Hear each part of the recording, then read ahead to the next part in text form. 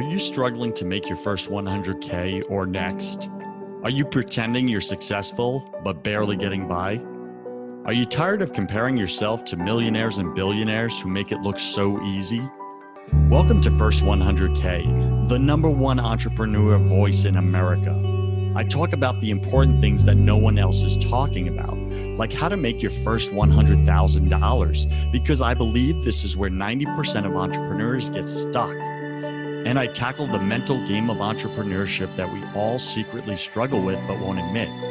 My guests are successful entrepreneurs who share their mistakes, their #1 fears, their daily habits, and their superpowers that push them over the 100K mark. I'm your host, your coach, your friend, Joseph Warren. I'm also a 10-time failed entrepreneur and the owner of 2 co-working spaces here in Tampa, Florida. This show was created for you, the entrepreneur who's pushing to break through the elusive 100K milestone. Wherever you are in your business, you're just 100K away.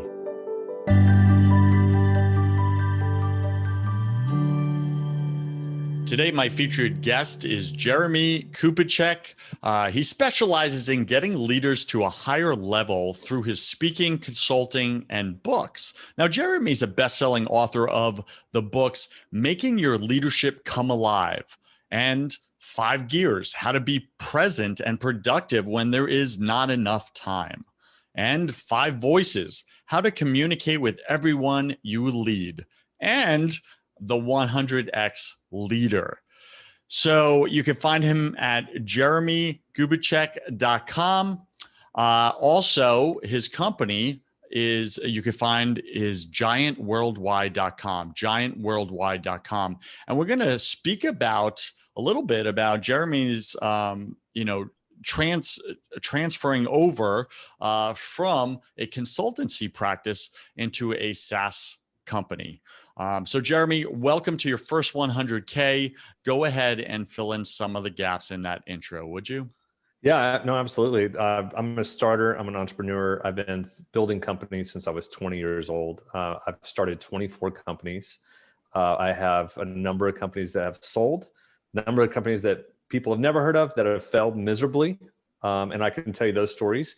And then some companies that I've started or built that people know quite well. The Catalyst conferences, LeaderCast.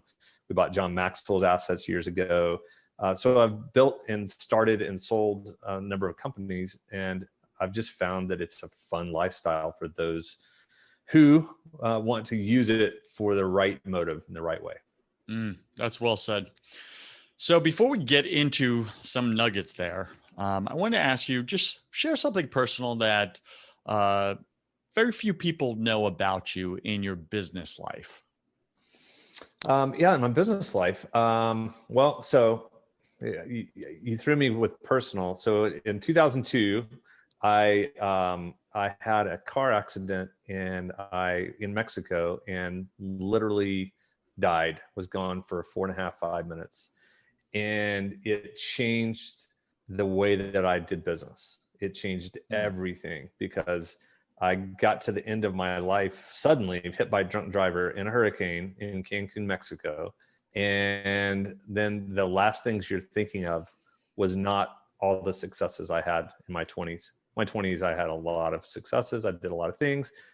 None of that came to mind. It was I your man? Was I a good husband? Was I a good dad? And that's the only thing that could come.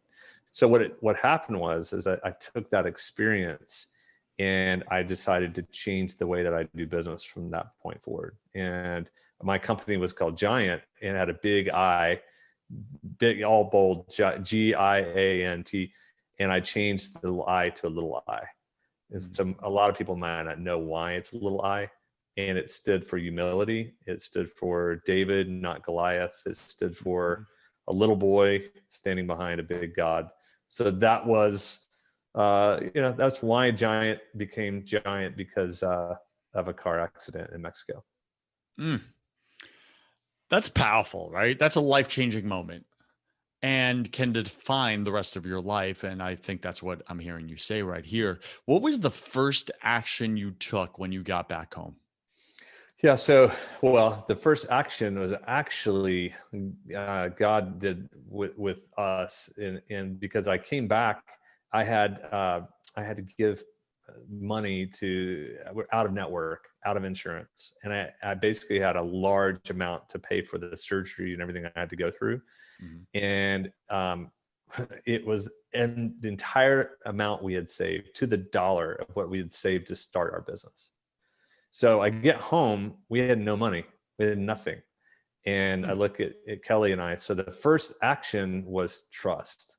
Mm. I had this moment where God basically gave me a faith to believe, just trust me. So I get home, I go, okay, I trust you. We have no money, we had nothing. I lay down on my couch, and the first action I did was I'm trying to recover. I'm laying down. My little daughter at the time brings me a mail, and in the mail is a check, and you can tell a check, and you look up, and I opened it up, and it was the exact dollar amount, and it was a first client, and he said, hey, for tax purposes, I need to pay you 6 months in advance. I hope that's okay. And I opened it up, and it was the exact dollar amount that we had just paid out. So my first act was to experience faith, Mm. and to go, okay. So it started a journey of who says you can't? Who says you can't? And so it's been a major part. I have this picture behind me. It says believe, and it's this idea of believe. Like, what does that mean to actually believe? And how do you think bigger and different than most? So there you go. Wow. I wasn't expecting that story. That was a good story. Startup Nation, maybe you haven't had a life tragedy like that car accident where you died and then came back to life with a second chance. Not all of us are given second chances like that, right? Physical second chances. But maybe you haven't had that. But I believe we all have spiritual second chances. Mm-hmm. I believe that all of us can turn around and ask those three very powerful questions. If you're a man, am I a good man? Am I a good husband? Am I a good dad? If you're a woman, am I a good woman? Am I a good wife? Am I a good mother? These are the questions that you're going to ask on your deathbed, regardless. But then you'll be out of time. Mm-hmm. Now you have time. Why not ask them now? What do you want to add to that, Jeremie? No, I think it's right. For me, it's the question was I your man? And that really changed. And what I realized was, for me, there was this battle between pride and humility, and the real death was my pride, because in my 20s I was trying to be somebody. And what happens inside business and entrepreneurship and all these desires is there's this pride that's really based on insecurity, and it's this desire to be someone. So I have this tool that I use. It's just the wall of self-preservation. I write about it. What am I trying to prove? What am I afraid of losing? What am I trying to hide? And answering those questions actually get you to the point of death in a good way, because humility starts to rise up. And humility means secure, confident humility. It means that I only do what God says to do, or I'm walking in humility. But it means that I'm not afraid of losing. I'm not trying to prove myself, and I'm not trying to hide anything. And those are keys that I spend a lot of time working on. Go ahead and repeat those three questions again. Startup Nation, get your pen and paper if you haven't got it yet. Write down these questions. These are good questions. What do you got, Jeremie? What are you trying to prove, and to whom? What are you afraid of, and what are you trying to hide? And what I find is, if people build businesses trying to prove themselves, they're trying to hide something, or they're afraid of losing, then that fear that leads to scurry, it doesn't lead to hustle. Hustle comes through secure, confident humility. Scurry happens through insecurity and fear and pride. Mm, that's so powerful. I mean, those, I could look back in my 20s and, ask myself those three questions, and man, like the radar meter would be like just bouncing all over the place on that. And same exact thing. I was trying to prove myself to the world, to my dad, to right people around me that I was good enough, that I'm worth something. Right. And it was just like so many different ways we try to prove those same exact things. And I did it with dollar signs. And, it's interesting enough because even when I got the millions, I didn't feel I had proved anything. Like it was an illusion. It was almost like a waste of time. It was very interesting. Now I didn't have that moment of death like you had. That's very dramatic.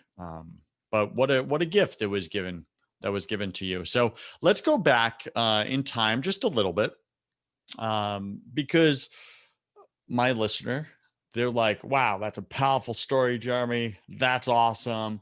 I appreciate those 3 questions. But man, I'm struggling to pay my bills right now. Mm-hmm. Like, pandemic is taking me under. Like we're just barely keeping our head above water right now. What do you want to teach them or show them to really, as a step one? And maybe you have 3 steps, but a step one, how do they get above water? Not in a just keep paddling and struggling kind of way, but in building a little boat or a raft where they actually start to rise above the water. So the first thing is separating what you need versus what you want. And those are sometimes what happens is wants get in and they take over our needs, and the needs aren't very realistic. So here's what I mean. What do you need to live right now? I mean, really, really need.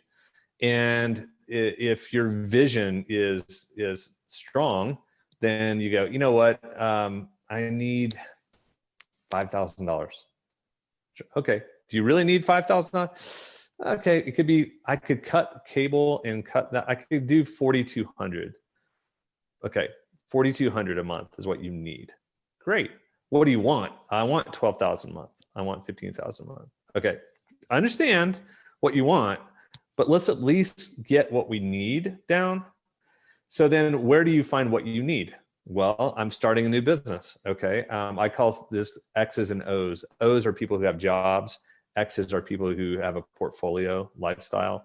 So, meaning there's multiple income streams. So to go, if you have a vision for this company, but that might mean that you have to go clean carpets. That's okay.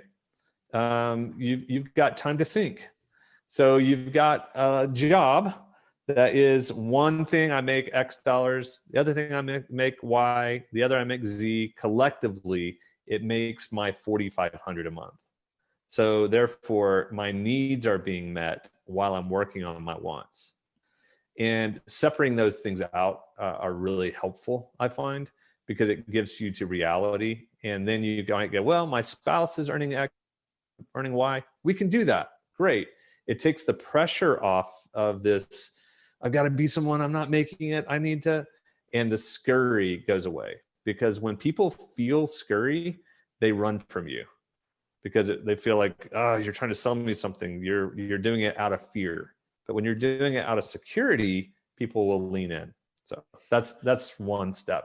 So when you say scurry, do you mean like that feeling of desperation? That's it. That you could read it on someone. You're like, this guy's trying to sell me something. He needs this more than I do. That's right. Yeah. Okay. He doesn't really care about me. He cares about him. So he's trying to push or sell or force. So when you're trying to, and you know it, when you're trying to force yourself, when you're trying to scurry or push, or it doesn't end well. Well, yeah. That usually is because some people something too soon. They haven't put their time in. They haven't put it's just not, you've got to play it out. So, but getting to your needs and understanding what needs are, that would be like step one. Okay, got it. So after we separate our needs from our wants and we get very clear on that financial need per month, what can we actually live on and get by and move that stress factor, that scurry factor, that desperation factor? Then what action do we take? What's the next step? The next one I use, it's called the change equation. People have used this forever. I modified it a little bit. It basically means that dissatisfaction times vision times natural next steps have to be greater than resistance. I'll repeat this. First, dissatisfaction. What are you dissatisfied with? Oh, I thought they would have more clients. I thought that they would buy it. I thought that, and so there's a dissatisfaction. It's okay to have dissatisfaction as long as your vision is higher. If your dissatisfaction is higher than your vision, you'll have hopelessness. You'll be hopeless. So you have to dust off your vision. What is it you want? What are you trying to accomplish? Now, slow down to speed up. Here's your vision. Here's your dissatisfaction. Don't let the dissatisfaction that leads to scurry. Don't let it lead you. It's like the tail wagging the dog. Create a clear dissatisfaction, but create a clear vision. Now, what has to happen to get to that vision? Then the dissatisfaction becomes fuel to the fire of your vision. So that's how I think. I think, okay, what am I trying to accomplish here? So right now I have a lot going on. I've got a lot of opportunities and businesses, but I'm distracted. So I know I'm distracted. So I'm now having to get back to my vision. Okay, now what is it I want again? What am I trying to accomplish? Where am I in this season? And then the ideas need to come underneath my vision. So whether it's dissatisfaction or you've got too many things going on, it's just simply understanding, we got your needs and wants. Now, what's your dissatisfaction and what's your vision? Make sure your vision is higher than dissatisfaction. Good. You brought spirituality into this conversation early on, and I'd like to go there for a second because I think there's a question out there for all the believers that listen to this show, right? And Startup Nation, listen, if wherever you are in your faith journey, I have no agenda in this game, okay? So totally fine where you are. But I think there's some wisdom opportunity here. There's some nuggets. So Jeremie, like, where does that faith in God that you spoke of meet strategy? Where does that trusting in God meet strategy? When do you take the ball and run with it? Not relying on yourself, or how do you know if you're relying on yourself rather than trusting in God? Is that question clear? Mm-hmm. Mm-hmm. Yeah. Okay. So there was this guy named Job, and he says he had a rough life, right? And he had some good things in the end. And at the very end of his time, he has this conversation with, I used to have rumors about what you would say, but now I hear you directly. And so therefore I'm going to follow what you say, basically is what he's saying. And it was the idea that he heard directly. So this morning I had all of these opportunities and I basically yielded and stopped and go, you know what? I know what will happen if I make this about me. So this morning I basically opened up my hands and go, you know what? I'm going to loosen these up. What do you want to take out and what do you want to add? So what I was doing was I was only wanting what God wanted. So what does that mean? Well, if you know about Jesus, whatever your belief is on Jesus, what he was known for was he would say, I only do what the Father tells me to do. So by doing that, what he was basically saying was, I'm walking in confidence because I know I'm doing the things that I'm meant to do. I know, and you probably do too. I know, and I've been in businesses where I knew it was actually ego. It was actually me. It wasn't God. And I could feel the difference, the people I was working with. And I was like, well, I'll deal with them because there's opportunity. And it was, and then I'll do this. Mm-hmm. Once I'm done, and it's miserable. It's not fun. It's soul crushing, soul destroying. So for me, I basically have got to get into the point where I'm like, God, are we good here? Is this good? And by the way, I have this belief that we have a will. And so my belief is like, hey, I'm going to go these directions and the Lord will tell me, or I'll feel it if this isn't the right direction or area. So it's this combination of my will and God's will to kind of put together. Mm-hmm. And so I kind of walk with confidence, but I also check in a lot. And I'm like, hey, and if I don't feel right about something, it's an indicator. Yeah. And so, because ultimately, if I work out of peace and purpose, that's when things flow. Okay. So to clarify, what I'm hearing you say is that you take actions without knowing if it's like God's actual plan or next step for you. You'll take the action anyway. If it looks good, you use all your capabilities, and then you'll check in. How's it going? Does it feel right? Did God, say something to you, etc. So you're constantly checking in, but you're acting first, is what I'm hearing you say. Both and I'm Both like, Lord, end. it's hey, it's man makes the plans, God directs the steps. Okay, then that's Proverbs 16, and it's like, I think this is right. Show me if it's not. I've got this opportunity right now, and it's a big one. And I've been asked, and I said yes, but I haven't. There's another door that could close, and so I go, all right, God, I said yes. If you want it to close, just close the door, and then I'll know 100%. If not, we're good, right? And we're moving in, and so that's the way that my mind thinks and works. But what I'm doing is I'm not trying to get ahead of God and then go, oh yeah, would you bless me now? Because instead it's like, we're in this together. It's almost like this. You think of the Marines, the Marine Corps. The Marines what's the purpose of the Marine Corps? Well, there's a purpose, but then for each soldier, there's an assignment. So how do I live inside the purpose that I've been playing? And then what's my assignment for this season? And that's kind of where my mind has been lately. So anyway. I like that. I like that analogy of us being part of a bigger plan, right? It's not our plan. Okay, awesome. Cool.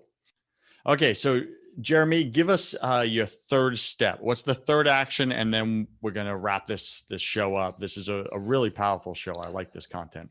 The powerful step for me, I had one. I could give you a business one that a lot of people talk about. So market product fit, not product market fit. And there's a difference between those. But I actually would say the biggest thing is a daily liberation. It's your mindset every single day. So I do this exercise every morning, and I have this ritual and rhythm, and it's kind of cheesy, but I'll look in the mirror and I'm like, I remind myself who I am, and I remind myself what I'm called to do, what I'm about. And then I get in the shower. When I turn the shower on, I pray for people of peace. So what I do is I remind myself of who I am and what I'm about and the vision. And then I get into the shower. When I turn the shower on, I start thinking about, okay, I'm meeting with so-and-so. I'm meeting with Joseph today. What do you have for him? How can I encourage people today? What's going on? And I'm getting my mind centered on helping others. I'm getting my mind centered on being for them. And where do you want to bring? What do you want to bring to them? What can I do to help them? So what it's done is it's centered me rightly before I start the day, so that when people encounter me, they're encountering the best of me. They're encountering a secure, confident, and humble person. When you're leading like that, people want to be around you. They don't have to be around you. They want to be around you. And when they want to be around you, guess what? They invite you in. When I pray for people of peace, a person of peace goes, I don't know what you're doing, but I love it. And I want to tell all my friends about you. Okay, right? Free marketing. The free marketing. But it's a person of peace strategy. You can find that in Matthew 10. You can find it in Mark 6. You can find it in Luke 9 and 10. It's really interesting. But that was Jesus' strategy for how he changed the world. So that's pretty cool. So we're speaking with Jeremie Kubicek. You can find him at jeremiekubicek.com. Or you can find him at his company is Giant, and you can find them at giantworldwide.com. Giantworldwide.com. Jeremie, before actually, we're going to jump right into it. My favorite part of the show. Welcome to the hustle round. I'm going to ask you 10 quick fire questions. You'll have about 3 seconds to answer each. Don't overthink it. It's just for fun. Are you ready, sir? Let's do it. What's your favorite thing about being, I'm going to say, a peaceful entrepreneur? I love the flexibility. I love the freedom that comes with being an entrepreneur, and it's freedom in my mind and freedom in my everyday world. Yeah, freedom with time is huge. What's your least favorite thing about it? It'd be nice to not think about things sometimes. The overwhelming, how much goes into your mind and how that can just wear you out. Yeah, I get that. I believe we're all struggling with something at any given moment of our lives. It's just part of the human condition. What are you struggling with, either professionally or personally right now? I'm struggling with some decisions of what direction I go, because I have a potential to start too many things, and so I've been so focused, but I have a lot of decisions to make, and I'm just struggling to make the right ones. Got it. Do you ever, are you ever involved in more than 3 major projects at one time? Yes, on a regular basis. I only ask because that's kind of like my rule of thumb. No more than 3 big ones. Mm-hmm. Otherwise, I'm just spread too thin. So yeah, historically, I have less than 3 now, but I have potential to go over 3. So that's why yeah, that's why you do that check. Yeah. How does this feel? Oh, it's going to feel overwhelming. Okay. What are you most afraid of? I'm most afraid of, that's a great question. I have to think. I'm most afraid of being, not fully using my potential. I had this second chance in life, and I'm like, I have it, but I think I'm afraid of letting people down, or I'm being afraid of that we'll lose business because I say something like on your podcast here, because we work with Fortune 1000s. Mm-hmm. And really like, why am I afraid of that? And so I'm wanting to be more bold and more open to what I really believe and think without ramifications. I'd like to segue just for a second and comment on what you just said, because I think it's vital. I get a lot of listeners that write in speaking about how much they like the spiritual component to this business show, and that it gives them permission to speak more about their spirituality in their everyday lives, where before they felt hesitant. And it kind of like they were showing up bipolar, right? I call it bipolar Christianity. It's like we got one mask on for the business world and one mask for our personal life. Mm-hmm. And, that's exhausting. It's exhausting playing both identities. So anyway, thank you for doing that. And hey, God's in charge of the results and the outcomes, right? Like you sharing That's right. Yeah. proudly on this show. What secret fear do you have about people? What secret fear? I have to say NA. I can't. Like how you show up with them, how they show up with you. Like what's a secret fear there? We all kind of have one. I probably have one historically, that people think I'm too obnoxious because I can get hyper and get real in their, in their face. Historically, I don't fear that as much, but that's probably been there. Got it. What do you wish you had learned sooner in business? I wish I had understood valuations, and I was in private equity for a number of years, but I wish I had understood the power of scale sooner. Yeah, I got that. What did you spend way too much time doing your first year in business? Fixating on structure and fixating on, hey, do we have office furniture? Do we have a desk? Do we have the infrastructure overhead? I overhead. And so that's something that I start now so nimbly and so fast. I mean, my deal is credit cards in 3 months. That's how I start businesses. And so what has to happen for you to get credit cards in 3 months? So got that.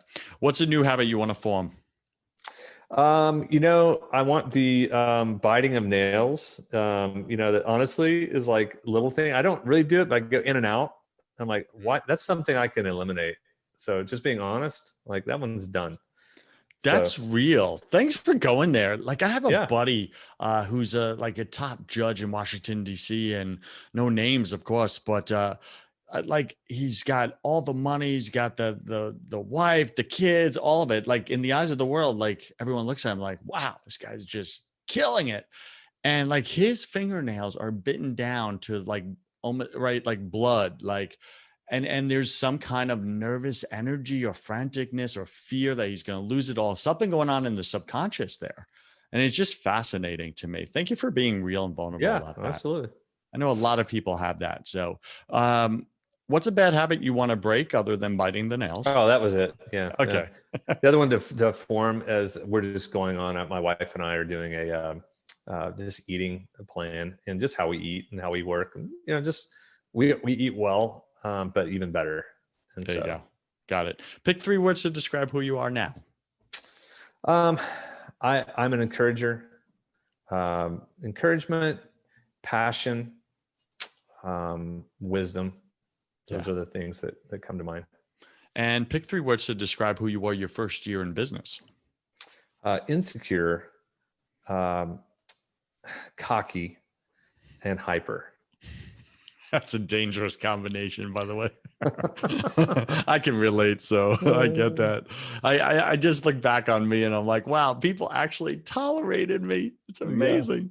Yeah. And last question, if you could come back to life after you die, Jeremie, and you can speak to this for real, and tell your family and friends only one piece of advice, what would you say to them, or what was the thing you said to them? Yeah. So what I would say to them is the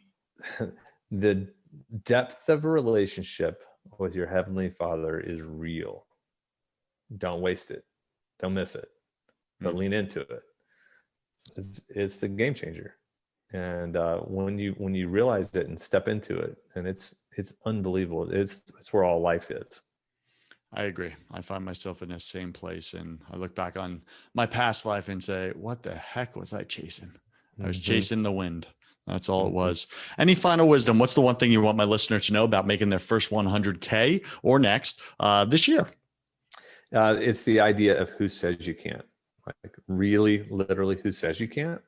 And so the belief starts with yourself. And so you have to go on a journey of belief. And stepping into that is really the start of everything else I shared today. Fantastic. And what's the best way for Startup Nation to get in touch with you if they so choose? Where do you want to point them? Maybe you have an offer. What do you got? Yeah. So if you want to experience what I've been building, it's pretty interesting. If you like this, just go to giant.tv/JK, and it's free. And there's no bait and switch. You can check out a content that we've built and put together. It radically changes the way people live, because we figured out that most adults are cynical know-it-alls and they don't read anymore. So we created a system of tools and visuals that change the way that people lead and lead their teams. So there you go. What's the URL again? Giant.tv. Giant.tv/JK. Jeremie Kubicek. So just /JK. All right. We'll be sure to put that in the show notes for you, Startup Nation. Jeremie, thank you for being on your first 100K. I wish you God's love, peace, and joy in your life, my friend. Thanks, my friend. Good job. Appreciate you. Startup Nation, you cannot show up authentically in your business without building faith in your business. If you want to have that conversation on the faith side of things, go check out my other podcast called Broken Catholic.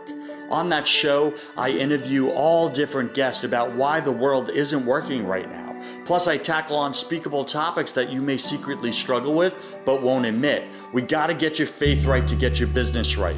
Go to brokencatholic.com. I'm Joseph Warren, and you were made for greatness. So stop being a wuss and start being a winner. Have a blessed day, and I'll see you right back here next week.